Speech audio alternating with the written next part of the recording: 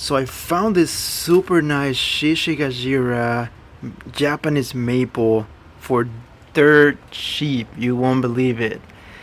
After some chops, this is going to be a nice bonsai.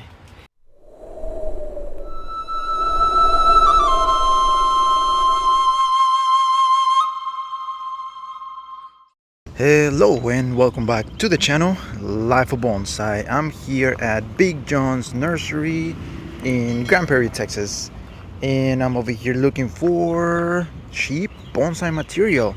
I'm just gonna give you a quick few tips on how to find quality material for bonsai, something that's gonna turn out into a pretty nice bonsai. So let's look around and see what we can find here. Over here at the place where they have the big trees. This is of course not something that you want to look for at the beginning, but I just want to look because sometimes they have stuff hidden on the back that people forget to look for, or they just leave them, at the back, and you'll be surprised on something you can find. People usually go to where the plants are, the flowers and things like that. They kind of forget about the big stuff, and you might find something pretty cool. You can even chop down some stuff. So something you want to look, of course, this is a huge tree, but I just want to give you a quick tip. So you always want to kind of dig a little bit on the soil to expose the nevari, because the first thing you want to look for, especially if it's an older tree, you want to look for a nice nevari.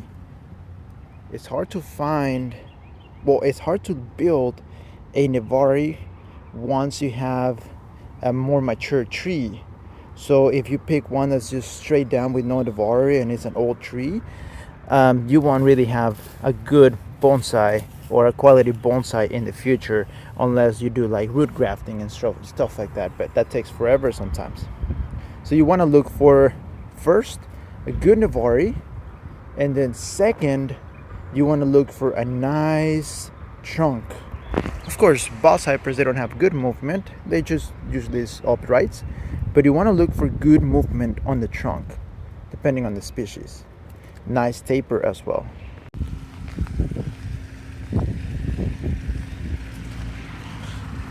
And they have a pretty nice koi fish pond. You can see right there.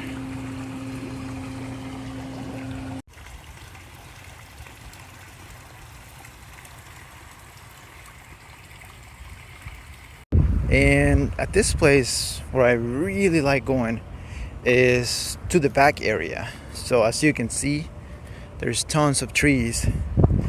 There's actually some crape myrtles.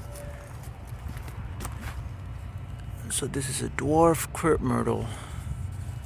It's got pretty nice, okayish movement. So yeah, here they usually have some old stuff that's just kind of like forgotten. And we have crape myrtles. And I'm really getting into crape myrtles. I've always loved them. But for some reason, I really want to have a gnarly looking crape myrtle. And all these ones are not too bad. But they are not really what I'm looking for as far as, a thicker trunk. That is pretty interesting.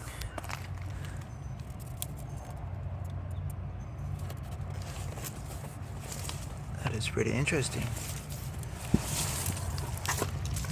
It's a nice thick trunk actually. And this is I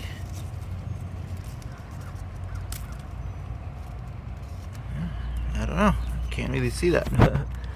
It's a Geronimo standard crape myrtle.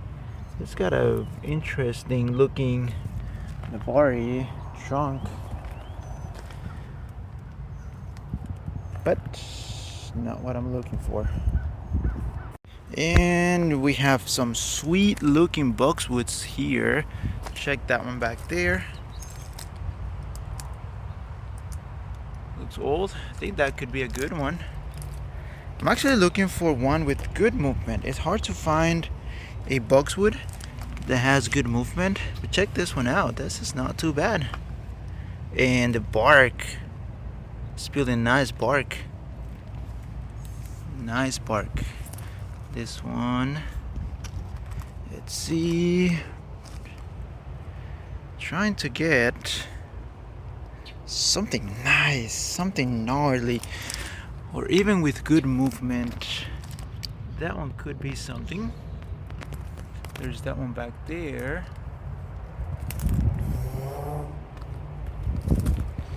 There's some good boxwoods here. Usually I think that the big gallons would have some gnarly looking trees, but sometimes they have smaller trunks. It's just weird. And I'm trying to get to that side.